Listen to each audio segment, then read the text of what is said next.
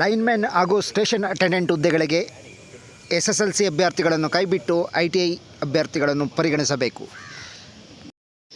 ರಾಜ್ಯ ಸರ್ಕಾರ KPTCLನಿಂದ 2975 ಲೈನ್ಮನ್ ಹಾಗೂ ಸ್ಟೇಷನ್ ಅಟೆಂಡೆಂಟ್ ಹುದ್ದೆಗಳಿಗೆ ಅರ್ಜಿ ಕರೆದಿದೆ. ಇದರಲ್ಲಿ ITI ಅಭ್ಯರ್ಥಿಗಳನ್ನು ಕೈಬಿಟ್ಟು ಬರೀ SSLC ವಿದ್ಯಾರ್ಹತೆ ಮೇರೆಗೆ ನೇಮಕಾತಿ ಮಾಡುತ್ತಿರುವುದು ಸರಿಯಲ್ಲ. ಏಕೆಂದರೆ ವಿದ್ಯುತ್ ನಿಗಮಗಳಲ್ಲಿನ ಕೆಲಸ ಕಾರ್ಯಗಳು ಅಪಾಯಕಾರಿ ಹೈ ವೋಲ್ಟೇಜ್ನಿಂದ ಕೂಡಿರುತ್ತವೆ. ಇವುಗಳಲ್ಲಿ ITI ಅಭ್ಯರ್ಥಿಗಳ ಬದಲಿಗೆ SSLC ಅಭ್ಯರ್ಥಿಗಳನ್ನು ತೊಡಗಿಸುವುದರಿಂದ ಕಳೆದ 7 ವರ್ಷಗಳಲ್ಲಿ ಹೆಚ್ಚಿನ ಪ್ರಮಾಣದಲ್ಲಿ ಅವರ ಜೀವ ಹಾನಿಯಾಗಿದೆ. ಅನೇಕರು ಅಂಗವಿಕಲರಾಗಿದ್ದಾರೆ. ಇದಕ್ಕೆ ಕಾರಣ ಅಭ್ಯರ್ಥಿಗಳ SSLC ವಿದ್ಯಾರ್ಹತೆಯಾಗಿದೆ. ಇವರಿಗೆ ಕಲಿಕೆಯಲ್ಲಿ ತರಬೇತಿ ಇರುವುದಿಲ್ಲ. ಹೀಗಿದ್ದು 2016ರಿಂದ ಸತತವಾಗಿ ಅವರ ನೇಮಕಾತಿಗಳು ನಡೆಯುತ್ತಿವೆ ಎಂದು ಕರ್ನಾಟಕ ರಾಜ್ಯ ಖಾಸಗಿ ITIಗಳ ಸಂಘದ ಅಧ್ಯಕ್ಷರಾದ ನೆರಬೆಂಚಿ ಅವರು ಆರೋಪ ಮಾಡಿದ್ದಾರೆ. ಈ ಕುರಿತಂತೆ ಪತ್ರಿಕಾಗೋಷ್ಠಿಯಲ್ಲಿ ಮಾತನಾಡಿದ ಅವರು, ಇನ್ನೂ ITI ಅಭ್ಯರ್ಥಿಗಳು ವಿದ್ಯುತ್ ಕೆಲಸ ಕಾರ್ಯಗಳ ಜ್ಞಾನ ಹಾಗೂ ಕೌಶಲ್ಯ ಹೊಂದಿರುತ್ತಾರೆ.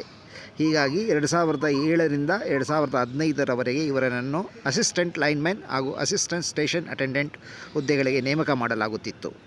ಆದರೆ ಸರ್ಕಾರ ಇವರಿಗಾಗಿಯೇ ಹುದ್ದೆಗಳನ್ನು ಸೃಷ್ಟಿಸಲಾಗಿದ್ದರೂ ಕಳೆದ 7 ವರ್ಷದಲ್ಲಿ ಸುಮಾರು 18,000 ಹುದ್ದೆಗಳಿಗೆ ITI ಇದ್ದವರನ್ನು ಸಂಪೂರ್ಣವಾಗಿ ನಿರ್ಲಕ್ಷಿಸಲಾಗಿದೆ. SSLC ಅಭ್ಯರ್ಥಿಗಳನ್ನು ನೇಮಕ ಮಾಡಿಕೊಳ್ಳಲಾಗಿದೆ. ಇದು ಸೂಕ್ತವಲ್ಲ. ಇದರ ಹಿಂದೆ ನಿಗಮಗಳ ಕೆಲವು ಅಧಿಕಾರಿಗಳ ಕುತಂತ್ರ ಇದೆ. ಅದೇನೆಂದರೆ, ಮುಂದೆ ಅವರಿಗೆ JEE AE ಹುದ್ದೆಗಳಿಗೆ ಬಡ್ತಿ ಕೊಡಬೇಕಾಗುತ್ತದೆ ಮತ್ತು ಅವರ ಕೈ ಕೆಳಗೆ ಇವರು ಕೆಲಸ ಮಾಡಬೇಕಾಗುತ್ತದೆ ಎಂಬುದು. ಮುಂದುವರೆದು ಮಾತನಾಡಿದ ನೆರಬೆಂಚಿಯವರು, ಇನ್ನು ಕೇಂದ್ರ ಸರ್ಕಾರ ಹಾಗೂ ನಮ್ಮ ನೆರೆ ರಾಜ್ಯಗಳಾದ ತೆಲಂಗಾಣ, ಆಂಧ್ರ ಪ್ರದೇಶ, ತಮಿಳುನಾಡಿನ ವಿದ್ಯುತ್ ನಿಗಮಗಳಲ್ಲಿ SSLC ಅಭ್ಯರ್ಥಿಗಳನ್ನು ನೇಮಕ ಮಾಡದೆ ITI ಅಭ್ಯರ್ಥಿಗಳನ್ನೇ ನೇಮಕ ಮಾಡಿಕೊಳ್ಳಲಾಗುತ್ತಿದೆ. ಆದ್ದರಿಂದ ಸರ್ಕಾರ ಇನ್ನಾದರೂ ಈಗ ಹೊರಡಿಸಿರುವ ಅಧಿಸೂಚನೆಯನ್ನು ಹಿಂಪಡೆಯಬೇಕು. ITI ಅಭ್ಯರ್ಥಿಗಳಿಗೆ ಆಗುತ್ತಿರುವ ಅನ್ಯಾಯವನ್ನು ಕೂಡಲೇ ಸರಿಪಡಿಸಬೇಕು. ಇಲ್ಲದಿದ್ದರೆ ನ್ಯಾಯಾಂಗದ ಮೊರೆ ಹೋಗುವುದು ಅನಿವಾರ್ಯವಾಗಲಿದೆ ಎಂದು ಸರ್ಕಾರಕ್ಕೆ ಎಚ್ಚರಿಕೆ ನೀಡಿದ್ದಾರೆ.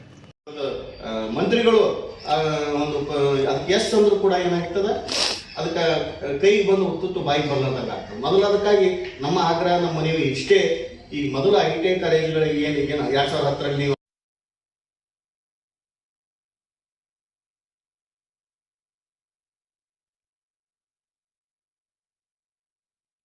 ವೇತನ ಅನುದಾನವನ್ನು ಮಂಜೂರು ಮಾಡಬೇಕು.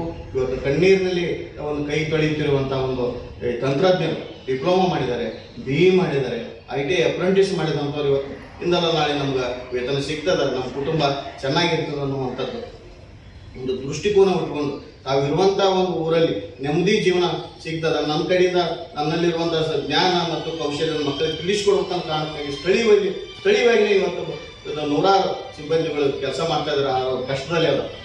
ಹಾಗಾಗಿ ಸರ್ಕಾರ ಕೂಡಲೇ ಈ ನಮ್ಗೆ ಯಾವ ರೀತಿಯೂ ಉಪಯೋಗ ಇಲ್ಲ, ವಿದ್ಯಾರ್ಥಿ ಕೇಂದ್ರದ ಅನುದಾನವನ್ನು ವಾಪಸ್ ತಗೋಬೇಕು. ಇದ್ರ ಬದಲಾಗಿ 97ರಲ್ಲಿ ಏನಿದೆಯಲ್ಲ ಅದನ್ನು ವೇತನ ಅನುದಾನ ಪದ್ಧತಿಯನ್ನು ಮುಂದುವರಿಸಬೇಕಂತ ಈ ಸಂದರ್ಭದಲ್ಲಿ ಸರ್ಕಾರವನ್ನು ನಾವು ಮನವಿ ಮಾಡ್ಕೊತಾ ಇದ್ದೇವೆ. ಇದಕ್ಕಾಗಿ ನಮ್ಮ ಮಾಧ್ಯಮ ಮಿತ್ರರು ದಯವಿಟ್ಟು ಈ ವಿಷಯವನ್ನು ಕೂಡ ಸ್ವಲ್ಪ ತಮ್ಮ ಪತ್ರಿಕೆಗಳು ತಮ್ಮ ವರದಿ ಮಾಡಬೇಕು, ಸರ್ಕಾರ ಗಮನಿಸಬೇಕಂತ ತಮ್ಮಲ್ಲಿ ನಾನು ಕಳಕಳಿಯಿಂದ ತಮ್ಮಲ್ಲಿ ನಾನು ವಿನಂತಿಸ್ಕೊಳ್ತಾ ಇದ್ದೀನಿ. ಈಗ ನಮ್ಮ ಸ್ನೇಹಿತರಾದಂಥ ಇವರು ಪಾಟೀಲ್ ಮಾಡ್ತಾ ಇದ್ದಾರೆ. ನಮಸ್ಕಾರಗಳು. ನಾವು Shri Kumaraswamy ITI college principal ಹಾಗೂ ಈ ಸಂಘದ ಮುಖಂಡರು. ಈ ಅನುದಾನ ಏನೈತಲ್ಲ ITIಗಳಿಗೆ 1997ರಲ್ಲಿ ಇದೇ ಮುಖ್ಯಮಂತ್ರಿಗಳೇ ಫಸ್ಟ್ ಮಂಜೂರು ಮಾಡಿರೋದು. ಅವರಿಂದಾಗೇ ಇದು ಒಂದು ಕೌಶಲ್ಯಕ್ಕೆ ಒಂದು ಮಾನ್ಯತೆ ಸಿಕ್ಕಿದೆ. ಅದೇ ರೀತಿಯಾಗಿ ಕೇಂದ್ರ ಸರ್ಕಾರದಲ್ಲೂ ಕೂಡ ಈ ಸ್ಕಿಲ್ ಡೆವಲಪ್ಮೆಂಟ್ಗೆ ಭಾಳಷ್ಟು ಬಜೆಟ್ ತರ್ತಿದ್ದೀವಿ ಅಂತ ಹೇಳ್ತಾರೆ.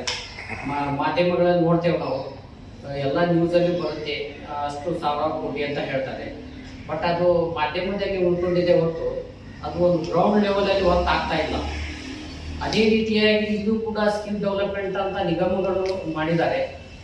ಗ್ರೌಂಡ್ ಲೆವೆಲಲ್ಲಿ ಅದು ನಾವು ವಿದ್ಯಾರ್ಥಿಗಳನ್ನು ಫೆಸಿಲಿಟಿ ಕೊಡಬೇಕಾದ್ರೆ ಅದಕ್ಕೆ ಸಿಬ್ಬಂದಿ ಅನುದಾನ ಹಾಗೂ ಒಂದು ಸಂಸ್ಥೆಗೆ ಅನುದಾನ ಕೊಟ್ಟರೆ ನಾವು ಒಳ್ಳೆಯ ಒಂದು ತಂತ್ರಜ್ಞಾನನ ಅಳವಡಿಸ್ಬೋದು. ಈಗ ಅಡ್ವಾನ್ಸ್ ಟೆಕ್ನಾಲಜಿ ಬಂದಿದೆ. ಈ ಅಡ್ವಾನ್ಸ್ ಟೆಕ್ನಾಲಜಿನ ಬಂದಿದೆ ಅಂದ್ರೆ ಅದನ್ನು ನಾವು ಸಂಸ್ಥೆಯಲ್ಲಿ ಅದನ್ನು ಜಾರಿ ಮಾಡಬೇಕಾದ್ರೆ ಅದಕ್ಕೆ ಗೌರ್ಮೆಂಟ್ ಸಪೋರ್ಟ್ ಬೇಕು.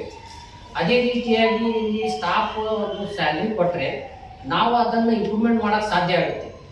ಈಗ ಅದು ಸ್ಯಾಲ್ರಿನೇ ನಾಳೆ ಸಂಸ್ಥೆಯವರು ಇಲ್ಲೇ ಮೇಂಟೈನ್ ಮಾಡಬೇಕು ಅಂದರೆ ಕಡಿಮೆ ಸ್ಯಾಲ್ರಿ ಕೊಟ್ಟು ಸ್ಟಾಫ್ಗಳನ್ನು ಮೇಂಟೈನ್ ಮಾಡಿದಾಗ ಈ ಸಂಸ್ಥೆಗಳನ್ನು ಇಂಪ್ರೂವ್ಮೆಂಟ್ ಮಾಡೋಕ್ಕೆ ಭಾಳ ಕಷ್ಟ ಆಗುತ್ತೆ. ಅದಕ್ಕಾಗಿ ಎಲ್ಲ ಸ್ನೇಹಿತರಲ್ಲಿ ನಾವು ಕೇಳ್ಕೊಳ್ಳೋದೇನೆಂದರೆ ಹಾಗೂ ಈ ಸರ್ಕಾರವನ್ನು ಕೇಳೋದೇನೆಂದರೆ ಈ ಒಂದು ಸ್ಕಿಲ್ ಡೆವಲಪ್ಮೆಂಟ್ಗೆ ತಾವು ಭಾಳಷ್ಟು ಪ್ರೋತ್ಸಾಹ ಕೊಡ್ತಾ ಇದ್ದೀವಿ.